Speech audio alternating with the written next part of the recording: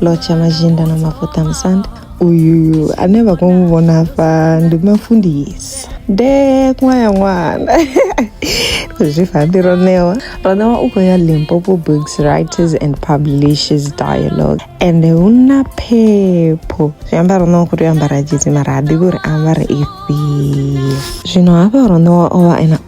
bono lawe lova lilo uri ameche bhaji ameche bhege ameche na mabhutsu fedzi hei bhaji naya mabhutsu akomuita uri ange mufumakadzi wamufunzi asina fashion sense zvino hapa Ronewa ova akufunga ukuela heila look inobvi old money look. Ronewa ova akupanga she is that rich wealthy woman who has money for generations and generations but doesn't have good fashion sense. Echicha chichitonga mavheve angwa